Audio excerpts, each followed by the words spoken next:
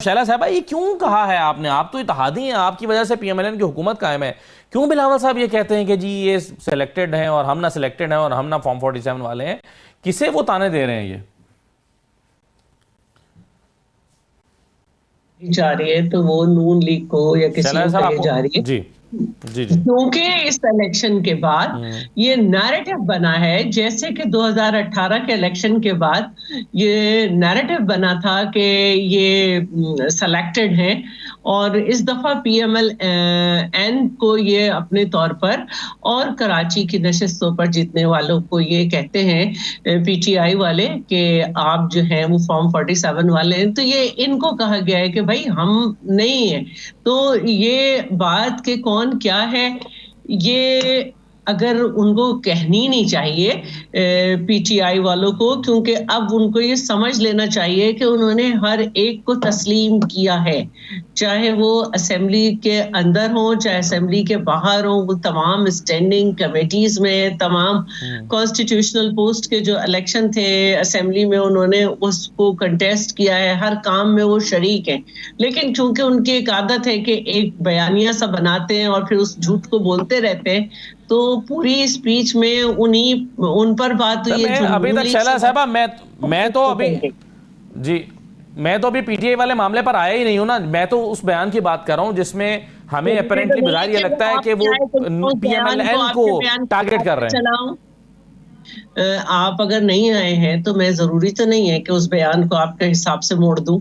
जो कही गई है बात उसको उसी पैराए में ले रही हूं कि क्योंकि मुल्क में हारने वाले एक बयानिया बना रहे हैं और उस बयानियों को निगेट वो खुद ही कर रहे हैं असेंबली में आके, तो उनको ही जवाब दिया गया है। अच्छा, उन्हें जवाब दिया गया। डॉक्टर साहब, आप पता चल गया आपको? ये आपको जवाब दिया गया बिलावल साहब की तरफ से कि हम ना सिलेक्टेड हैं और ना फॉर्म 47 वाले हैं? नून लीग को बिल्कुल नहीं कहा गया है। जी जी, ठीक है, नून लीग को नहीं कहा गया। जी शैला साहब, आप पाकिस्तान में पिछले तीनों इलेक्शन को देखें, एक आरओ का इलेक्शन, दूसरा आरटीएस का इलेक्शन, तीसरा फॉर्म 47 का इलेक्शन, यही नैरेटिव सियासी जमातों का रहा है। आपने तीनों मरतबा सिंध में हुकूमत भी बना ली, समाओ आपने मैनेज किया कि आपने अपने वहां से वोट हासिल किए, अपनी हुकूमत बनाई।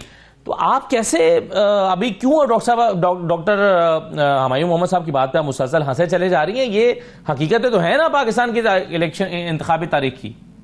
देखिए, मैं ये मानती हूँ कि पाकिस्तान में सबसे बेहतर 70 के इलेक्शन हुए थे और उसके बाद जब भुट्टो साहब ने इलेक्शन कराए तो उसको बहाना बना के मार्शल लॉ लगाया गया, जबकि पॉलिटिकल पार्टीज में एक फैसले पे पहुंच चुकी थी। अब जो बात कर रहे हैं तो डॉक्टर साहब माशाल्लाह 70 के इलेक्शन का ही बता दें, कौन जीता था वैसे 70 के साफ शफाफ इंतखाबात में?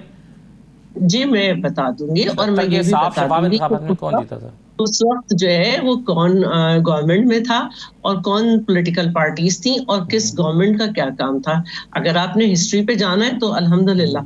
तो मैं दूसरी बात आपसे ये करना चाहती हूँ कि देखिए, हुमायूं मोहम्मद साहब जो है वो एक डॉक्टर आदमी और माशाल्लाह से लैब में उनका वक्त गुजरा होगा, ये साबित करते हुए गुजरा होगा कि मुख्तलिफ मराइल से गुजर के जो रिजल्ट आता है। आप किसी को चोर या डाकू जब गर्दानते हैं तो उसका आपके पास रीजन क्या होता है? अदालत है आपका उसको पकड़ना, उस पर तशद्दुद करना, उसको ज्यादा से ज्यादा अरसे मुक़य्यद रखना। अभी तो आपके लीडर को सिर्फ साल भर हुआ है। मेरे लीडर्स ने जो है अगर टोटल देखा जाए तो 14 साल बगैर किसी सजा के जेल काटी है। तो आप शैला साहब, क्या जरदारी साहब के ऊपर बनने वाले मुकदमात सियासी मुकदमात थे? नहीं करें आप, मुझे इस तरह डिस्टर्ब नहीं करें। तो इनके चोर की दलील को मैं कैसे मानूं?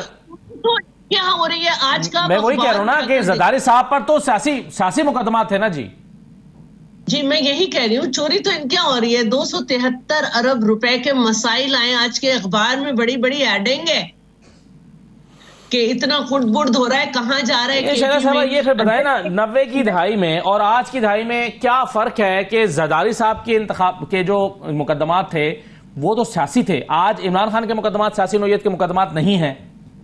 मैं इनकी बातों का जवाब दे दूं ना। पहले आपके तो जवाब आते जा रहे हैं, मेरे सवाल के जवाब में आपके सवाल आते जा रहे हैं। दूसरी बात मुझे ये कहनी है कि ये बहुत अच्छी हुकूमत है, भाई तीसरी दफा आ गई। तो मौलाना फजलुर रहमान की पार्टी को किससे शिकायत है? इनसे।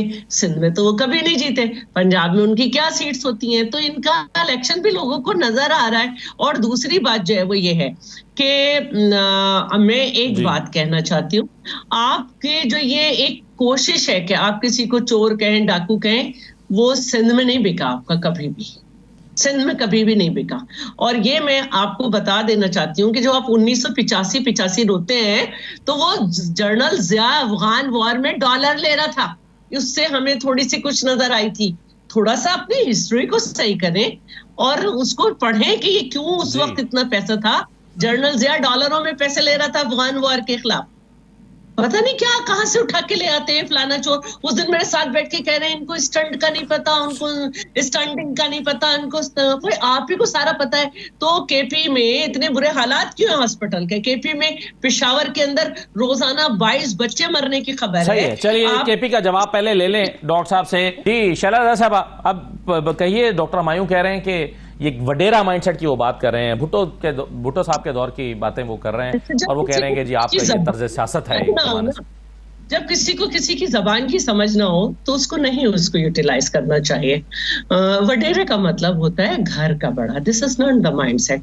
जागीरदाराना निजाम, सरमायादाराना निजाम, ये भी एक माइंडसेट है। तो ये वडेरा जो होता है, इसका बहुत गलत बात है। ये होता है कि अगर फर्ज करे कि मेरे घर का बड़ा भाई मेरे खानदान के फैसले करता है तो वो घर का बड़ा वडेरा हुआ, या मेरे वालिद साहब करते हैं। तो पहले तो जरा जबान को सही कर दूं मैं इनकी।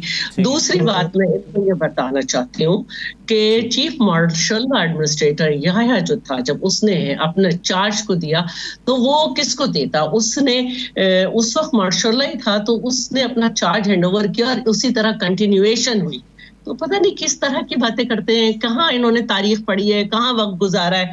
दूसरा मैं इनको ये बता दूं, इनको ये समझना चाहिए कि सिर्फ इनके जो इलेक्शन थे उसमें 3 केसेस में इनको बताती हूँ 2018 के। एक फहमीदा मिर्जा बदीन से लड़ी और रीकाउंटिंग में गए। जब रीकाउंटिंग में हमारे कैंडिडेट के नंबर ज्यादा होने लगे, उसको लपेटा और बंद कर दिया गया। सिमिलरली अब्दुल हकीम बलोच वाले में यही हुआ। थर्ड जो है फैसल सोले हयात में 500 वोट ज्यादा निकल आए और उसके बाद और भी चीजें बाकी थी, बंद कर दिया गया। ये हमें बता रहे हैं कि हम माशाल्लाह जहनियत वाले हैं, जो कि खुद जिनकी आज तक इन्होंने तरदीद नहीं की। मुशर्रफ की जिंदगी में, मुशर्रफ के बाद जिसने अपनी किताब में लिख दिया कि हम इनको 36 सीटें देना चाहते थे, ये हमसे 100 मांग रहे थे। फिर उन्होंने ये भी अपने तौर पे लिखते हैं कि मैं अपने तौर पे बताते हैं पीटीआई के लीडर के पहले इत्तेशाम जमीर, और फिर थर्ड ऑप्शन के तौर पे इन्हें जनरल जहीरुल इस्लाम ने भरे मजमे में कह दिया कि हम इन्हें थर्ड ऑप्शन के तौर पे लाए थे। ये इतनी डिक्टेटराना जहनियत के मालिक हैं कि इन्होंने ये कहा कि अगर मुझे हटाना था तो पाकिस्तान पे बॉम्ब गिरा देना था। और वो भुट्टो जिसको ये कह रहे हैं कि वो जहनियत थी, उसको मालूम था कि आइन फाड़ के उस पे काम हो रहा है। वो माय लॉर्ड कहता हुआ फांसी पे चढ़ गया और इन्होंने चलिए बिल्कुल सही है।